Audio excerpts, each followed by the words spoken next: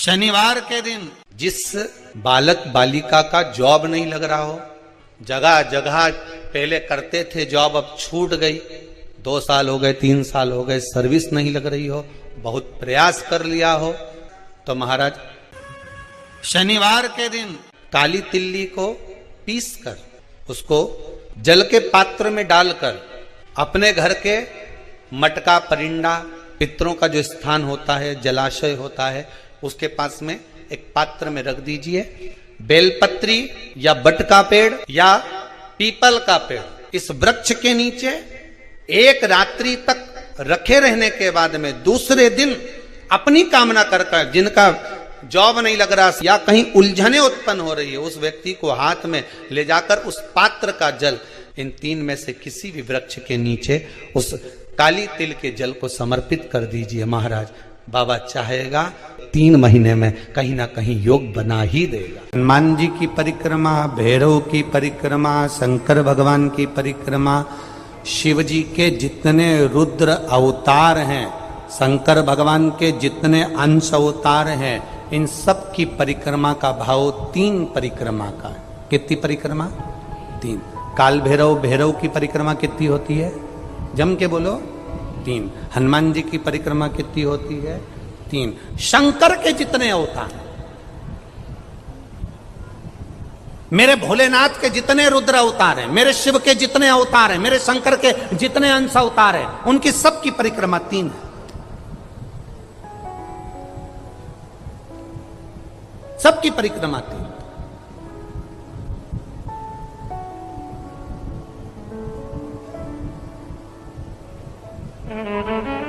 शिव परिक्रमा का भी भाव है, 3 परिक्रमा शंकर की भी है, पर पूरी नहीं। कैसी? आधी। आधी भी कैसी? प्रत्येक शंकर की परिक्रमा का स्मरण होना चाहिए आपको। ये समझे जरा, बहुत अच्छी तरह से आज कथा निकली है तो उसको समझ ले। फल शिव की आधी परिक्रमा जो हम करते हैं, उस परिक्रमा का फल हमें बाबा कब प्रदान करते हैं वो समझने वाला विषय, ठीक है। ये शिवलिंग, ये जलाधारी, ये भगवान के चरणारविंद जहां गणेश, कार्तिकेय, अशोक सुंदरी है, उस स्थान का। अब मंदिर के बीच में गर्भगृह में ये शिवलिंग रखा है।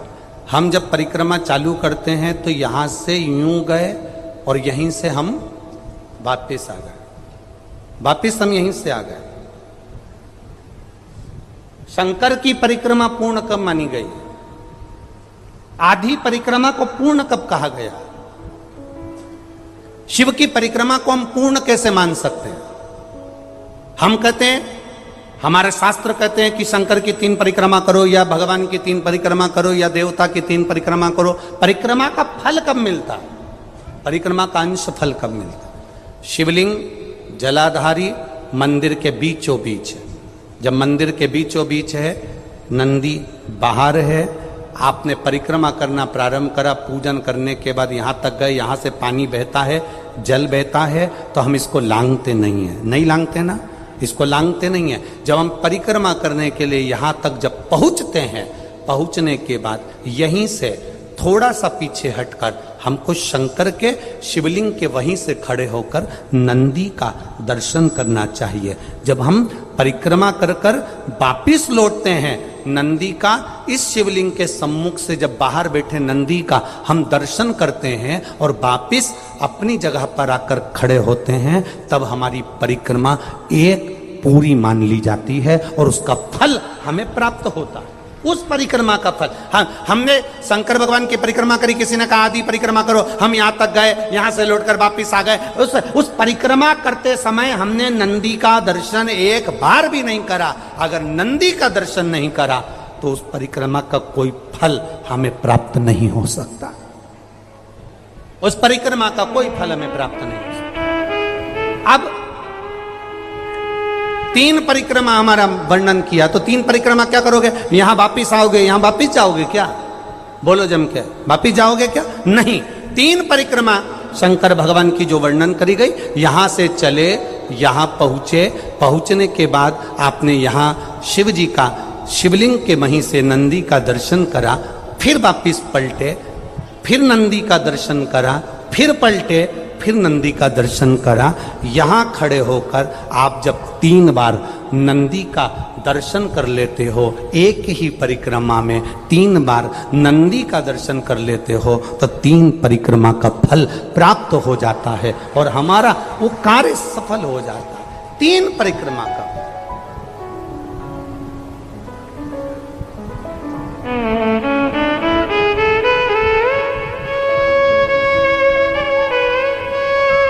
तीन परिक्रमा का फल हमें प्राप्त। शिव के जितने गण हैं, भगवान शंकर के जितने अंश अवतार हैं, रुद्र के जितने अंश अवतार हैं, भगवान शिव के जितने अंश अवतार हैं, उनकी परिक्रमा का क्रम। शिव महापुराण की कथा कहती है, जब आप हिम्मत हारते हो, परिवार के भले ना आए, पर तुमने जो 1 लोटा जल चढ़ाया है, वो शंकर तुम्हारे सामने खड़े होकर रूप बदलकर, किसी रिश्तेदार का स्वरूप धरकर, किसी परिचित का स्वरूप धरकर, कोई अपनों का रूप रखकर, कोई परिचित का रूप रखकर, कोई रिश्तेदार का रूप रखकर, मेरा देव अजीज महादेव आपको हिम्मत जरूर देता है और तुमको जिंदगी जीने का एक तरीका सिखाता है। ऐसा नहीं कि संसार में जो जन्मे हैं उनको मौका नहीं मिलता, सबको। 6 सूत्र शिव महापुराण के हैं कि शंकर को पाने के 6 सूत्र बताए। पहला, मस्तक पर तिलक लगा दो, त्रिपुंड लगा दो। नहीं लगा सकते तो गले में रुद्राक्ष की माला पहन लो। इतना भी नहीं कर सकते, तीसरे नंबर का सूत्र है कि भगवान शंकर का मंत्र जाप कर लो, नमः शिवाय, ओम नमः शिवाय। ये भी नहीं कर सकते तो मंदिर में शंकर जी को 1 लोटा पानी चढ़ा दो, चौथा सूत्र। 5वां सूत्र है, इतना भी नहीं कर सकते तो किसी शंकर के मंदिर के पास में से निकल कर चले जाओ, तो शंकर के मंदिर का शिखर का दर्शन हो जाएगा। शिखर दर्शनम सर्व पाप नाशन, बस उतना भी बहुत है। ये 5। और 6ठे नंबर का सूत्र है, अगर इतना भी नहीं कर सकते तो पूरी जिंदगी में अगर 12 ज्योतिर्लिंग पर पहुंचकर शंकर की कथा को सुन लोगे तो फिर दूसरा जन्म नहीं होता। ये 6 सूत्र शंकर को पाने के हैं, भगवत भक्ति को पाने के हैं, भगवत रसतत्व को पाने के हैं। 6 सूत्र है। शंकर का अनुमोदन करें। ऐसी कौन सी भूमि है, ऐसी कौन सी जगह है जहां शंकर नहीं है? हर जगह, हर तत्व में, कण कण में, हर जगह पर वही तो समाया है। बस हमारे नेत्र परखैया नहीं है, इसलिए हम पहचान नहीं पाते। बहुत दुनिया के लोग बहुत कम पहचान कर पाते हैं। बस अंतर तब आता है एक घर के बुजुर्ग माता पिता को और एक परमात्मा को लोग अंतिम तक नहीं पहचान पाते। अंतिम तक बहुत 6 सूत्र में से एक सूत्र भी अपनी जिंदगी में उतारा तो जीवन सार्थक हो गया। मात्र काशी में जो शिव जी की स्थापना कौन ने करी? काशी में जो शंकर भगवान बैठे उनकी स्थापना करी थी शनि महाराज। किसने करी थी? शनि महाराज ने। क्योंकि भगवान शनि महाराज को उनकी माता के द्वारा श्रापित हो गए और शनि महाराज कांपने लगे। शनि महाराज कांपते कांपते, मैं जाऊं तो जाऊं कहां, करूं तो करूं क्या? महाराज शनि महाराज दौड़े और दौड़कर भगवान भोलेनाथ के पास पहुंचे। हे शंकर, त्रिकालदर्शी, कैलाशी, अविनाशी, कृपा करिए बाबा भोलेनाथ, कृपा करो। क्योंकि दुनिया में 33 करोड़ देवी देवता हैं जिनको शनि लग सकता है, केवल एक किसको छोड़कर? शिव को छोड़कर। राम जी को शनि लगा तो 14 वर्ष वनवास चले गए। कृष्ण को शनि लगा तो मथुरा छोड़कर द्वारका चले गए। शनि लगा। हनुमान जी को शनि लगा तो गुफा में बैठकर राम राम जपना पड़ा। शनि सबको लगता है, केवल शनि नहीं लगता तो एक मेरे महादेव को, मेरे भोले बाबा को नहीं लगता। शंकर के पास में शनि आकर, शनि ने आकर कहा, भोलेनाथ कृपा करिए बाबा, मैं बड़ा कष्ट में हूं, मैं करूं क्या? बाबा भोलेनाथ ने कहा, जा गंगा जी के तट पर काशी में जाकर एक शिवलिंग की स्थापना कर, उसकी आराधना कर और तेरा शरीर ठीक हो जाएगा, कष्ट नहीं भोगेगा। शनि महाराज ने काशी में जाकर शिव जी की स्थापना करी आज भी नियम है, जिसको शनि लग जाता है एक काजल की डिब्बी ले लो और काजल की डिब्बी को 21 बार उतार कर उसको एकांत में जाकर, जंगल आदि में एकांत में किसी पेड़ के नीचे इतना सा खड्डा खोद कर उसमें काजल की डिब्बी को डाल दो और मिट्टी से पूर दो, उस व्यक्ति का शनि समाप्त हो जाता है। काशी विश्वनाथ का नाम लेकर काजल की डिब्बी को 21 बार उतार कर अगर काशी विश्वनाथ का नाम लेकर शनि वाले व्यक्ति को अगर पेड़ के नीचे दबा दे, शनि समाप्त, शनि उसको परेशान नहीं कर सकता। और एक एक संहिता भगवान शंकर को समर्पित है। भगवान जैसे श्री हनुमान जी महाराज से जब राम जी राजा बने सब प्रसन्न दिख रहे थे, सुग्रीव प्रसन्न थे, विभीषण प्रसन्न थे, राम जी प्रसन्न थे। तो माता सीता जी ने पूछ लिया कि ये केवट इसलिए प्रसन्न है क्योंकि निषादों का राजा बन गया, सुग्रीव इसलिए प्रसन्न है क्योंकि किष्किंधा का राजा बन गया, विभीषण इसलिए प्रसन्न है क्योंकि लंका का राजा बन गया, आप इसलिए प्रसन्न हो कि आप अयोध्या के राजा बन गए। पर हनुमान क्यों नाच रहा है? हनुमान को क्या मिल गया जो इतना प्रसन्न होकर नाच रहा है? तब हनुमान जी को बुलाया गया। माता जानकी जी ने पूछा, हनुमान तुझे कौन सी जगह का राज्य मिला है जो तू इतना प्रसन्न होकर नाच रहा है? हनुमान कहते हैं, माँ मुझे राघव जी के चरणारविंद का राज्य मिला है, इसलिए मैं प्रसन्न होकर नाच रहा हूं। मुझे राम के चरण मिले हैं, मुझे राघव के चरण मिले हैं।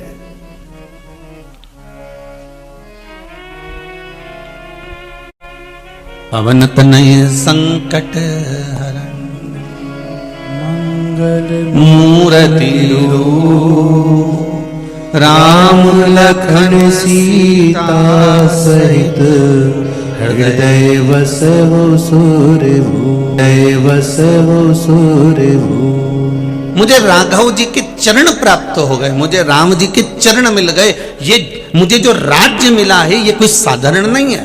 कोई आपसे कहे कि आपका पता क्या है, तो घर का पता नहीं देना है हमको, दुकान का पता नहीं देना है हमको, हमारा खुद का पता दीजिए कि हम कहां हैं। राम जी पूछ रहे हैं, क्यों रे हनुमान, कुछ निशानी लाया है? ये चूड़ामणि लाया हूं। अच्छा हनुमान, तुम शिव के अवतार हो, तुम्हें मालूम है? हनुमान जी ने कहा, प्रभु आपको नहीं मालूम कि आप नारायण के अवतार हो? आप नारायण के अवतार हो, मैं शिव का अवतार हूं, और ना मैं आपके बिना रह सकता हूं ना आप मेरे बिना रह सकते हो, इसलिए मेरा अवतार हुआ है और इसीलिए आपका भी अवतार हुआ है। जी राम जी ने कहा, हनुमान पूर्व के लेन देन मिटाने के लिए हमारे अवतार हुए हैं।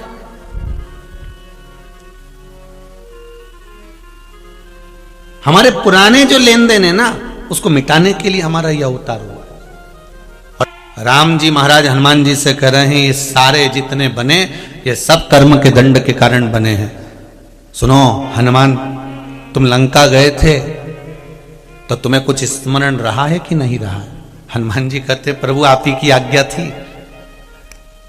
जब आपने मुद्रिका निकाल कर दी, राम नाम लिखी मुद्रिका मुझे मिल गई, उस मुद्रिका को मैंने मुख में रख लिया, क्योंकि राम नाम अगर जिह्वा पर है, मुख में है, तो ऐसा कोई काम नहीं जो पूरा नहीं हो सकता, इसलिए मैंने उसको मुख में रखा। मैंने राम। फिर हनुमान जी कहते हैं, मैं लंका जाते समय सब जगह देख लिया, और देखने के बाद मुझे एक पत्थर दिखाई दिया, शिला दिखाई दी, मैं उस पे चढ़ गया। तो राम जी ने पूछा, तूने उस पत्थर को पहचाना कैसे कि इसी पे चढ़ना था?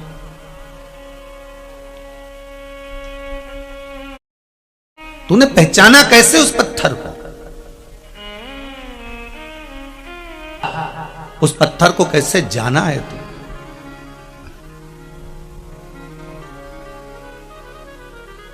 कैसे पहचाना? हनुमान जी ने कहा, जो मुख में राम था, केवल मुख में राम नहीं था, ये मुद्रिका जो राम नाम की मुख में थी, अगर राम हमारे जिह्वा पर है तो ये 3.5 करोड़ रोम छिद्र में राम समाहित है। बस वही राम ने बता दिया कि इस पत्थर पर चढ़ना है, तो पत्थर के पास तू गया। हाँ, फिर क्या हुआ? हनुमान जी बोले उस पत्थर के पास जाकर मैंने क्या देखा कि जो पत्थर पड़ा हुआ था, जो शिला पड़ी हुई थी, जो पर्वत पड़ा हुआ था, सब जगह पर समुद्र की लहरें बढ़ बढ़कर झोंटा दे रही थी। समुद्र की लहरें अपनी उछालें दे रही थी, पर केवल एक पत्थर ऐसा था उस पर समुद्र की लहर नहीं पड़ पा रही थी, उस पे समुद्र की लहर नहीं जा रही थी।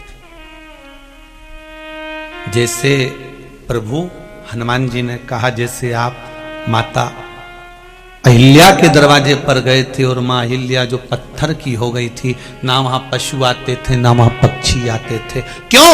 जिसको श्राप लगा होता है उसके पास में कोई नहीं आता। ये हमारे कर्मों का खेल है महाराज जी।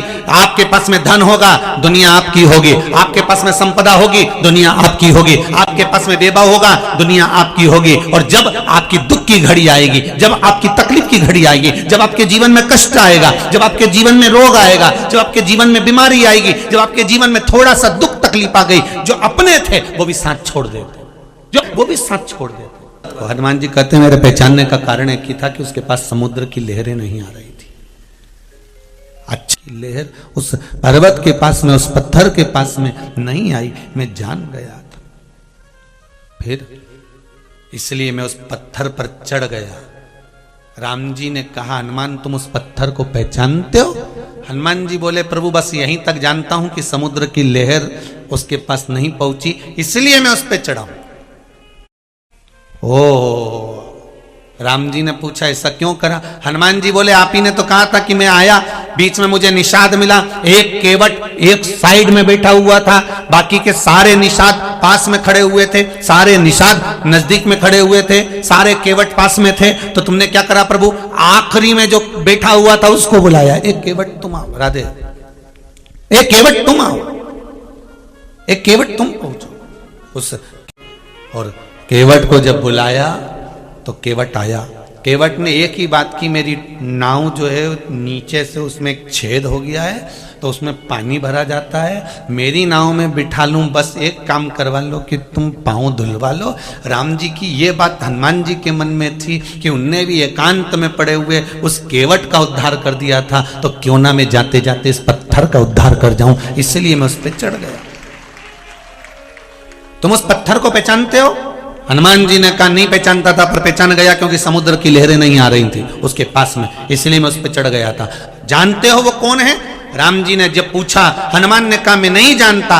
राम जी ने उसी पल कहा हनुमान वामन अवतार जब मैंने लिया था, मैं वामन अवतार लेकर जब राजा बलि के दरवाजे पर भिक्षा मांगने गया था, दरवाजे पर भिक्षा मांग रहा था, राजा बलि के द्वार पर मैं भिक्षा मांग रहा था। राजन भिक्षाम देहि, राजन भिक्षाम देहि।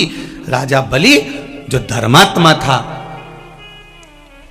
राक्षस, था असुर, पर धर्म उसके भीतर था, क्योंकि प्रहलाद के वंश का था, इसलिए दान धर्म पुण्य करना जानता था। 98 यज्ञ राजा बलि कर चुका था, 99 वाला यज्ञ चल रहा था, और मैंने जाकर उसके दरवाजे पर भिक्षा मांगी थी। फिर वामन भगवान का रूप रखकर मैं गया था, भगवान राम कहते हैं मैं वामन भगवान बनकर गया था। फिर प्रभु क्या हुआ ये तो बताइए। तब भगवान कहते हैं जब मैं उसके यहां भिक्षा मांगने गया, तब मैंने उसके द्वार पर जाकर आवाज लगाई, द्वारपालों ने जाकर राजा बलि से कहा, राजा बलि दौड़ के दरवाजे पर आया कि ब्राह्मण का बालक आया है, मैं उसको भिक्षा दे दूं। पर मैं जैसे ही दरवाजे पर पहुंचा तो वामन भगवान ने कहा राजन भिक्षा चाहिए। राजा बलि भिक्षा चाहिए।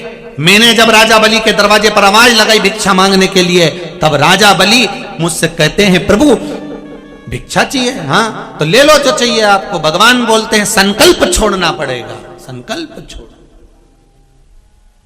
फिर राजा बलि उस समय पर अपने बेटे को आवाज लगाए, जे जे बेटे को आवाज लगाई राजा बलि ने,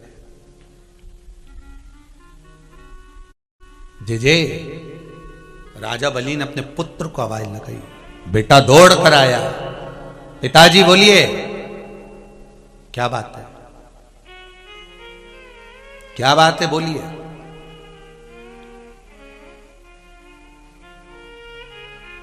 संकल्प छोड़ना है बेटा, 3 पग भूमि का दान देना है, मुझे संकल्प छोड़ना है, जा जल्दी जाकर कमंडल लेकर आ, पानी का पात्र लेकर आ। बेटा खड़ा रहा। खरगोन की कथा याद करो, उसमें एक बात कही थी, जब बेटा नहीं गया खड़ा खड़ा देखता रहा। क्यों? क्योंकि शुक्राचार्य जी ने कह दिया था, राजन ये जो दरवाजे पे खड़ा है ये बामन का छोरा नहीं, वो नारायण दरवाजे पर खड़ा है, अगर दान दे दिया तो सब कुछ चले जाएगा। बेटा नहीं हिला, बेटा खड़ा रहा। अब ईमानदारी से बोलो, जमीन किसकी थी? राजा बलि की कि राजा बलि के बेटे की? बोलते जाओ जरा, किसकी थी? राजा बलि के बेटे की? राजा बलि की। जायदाद किसकी थी? राजा बलि की। दौलत किसकी थी? राजा बलि की। सत्ता किसकी थी? राजा बलि की। राजा कौन था? राजा बलि। पर बेटे से कह रहा जल्दी जा और कमंडल का जल लेकर आ, मुझे संकल्प छोड़ना है। बेटा नहीं गया, बेटा गया ही नहीं। जब 2-4 बार कहा जाओ जल्दी जाओ, मुझे संकल्प छोड़ना है। कई बार हमने देखा है बूढ़ी बूढ़ी मातर कमंडल लेकर आओ, राजा बलि का पुत्र बहुत बार कहा नहीं गया, 8-10 बार कहा तब राजा बलि का पुत्र गया, अंदर गया, निकलकर बाहर नहीं आया। 3 घंटे तक वामन भगवान राजा बलि के दरवाजे पर खड़े होकर आवाज लगाते रहे, राजन भिक्षाम देहि। राजा बलि कहता है मेरा बेटा गया है, अभी लेकर आता होगा जल, मैं संकल्प छोड़ूंगा। मेरा पुत्र गया है, अभी जल लेकर आएगा, मैं दे दूंगा। यही त्रिनेत्र शिव महापुराण की कथा है, जिसका एक नेत्र कहीं से लेकर सम्मुख तक आए। जाओ, मेरा बेटा गया है, अभी लाएगा तब मैं दूंगा, अभी मेरा बेटा गया है, लाएगा। भगवान कह रहे हैं, राम जी महाराज हनुमान से कह रहे हैं कि राजा बलि ने आवाज लगाई अपने बेटे को, बेटा नहीं आया, जो गया तो आया नहीं। भगवान कह रहे हैं मैंने बारंबार कहा राजन दान दो, राजन दान दो, अगर दान नहीं दोगे तो समय निकल जाएगा, जल्दी करो। राजा बलि फिर आवाज लगाया, प्रभु ब्राह्मण हो आप, थोड़ा धैर्य तो रखो, मेरा बेटा आएगा। नहीं है, गुरु शुक्राचार्य जी कह रहे हैं, गुरुदेव कह रहे हैं कि अगर दे दिया तो सब चले जाएगा। राजा बलि ने कहा शायद तू इसीलिए जल लेकर नहीं आया, मेरे दान करने में तू रोड़ा बना है, मेरे दान करने में तू रोड़ा बना है, मेरे दान करने में तू पत्थर बना है। आज एक बाप अपने बेटे को श्राप देता है कि जा पुत्र, मैं तुझे श्राप देता हूं कि मुझे दान करने से तूने रोका, उसमें तू रोड़ा बना, पत्थर बना, इसलिए मेरा श्राप है कि तू पृथ्वी पर जाकर पत्थर बनेगा। ये मेरा श्राप तुझको देता हूं, जा तू भी रोड़ा बनेगा, तू भी पत्थर बनेगा। पिताजी आपने मुझे श्राप दे दिया, पिताजी आपने मुझे श्राप दे दिया, पत्थर बनने का, रोड़ा बनना, मैं मुक्त कैसे होऊंगा इस पत्थर की योनि से, इस पत्थर से। कोई दान करे, धर्म करे, निवेदन है, कोई पुण्य करे, कोई सत्कर्म करे, तुम रोड़ा मत बन जाजो रे।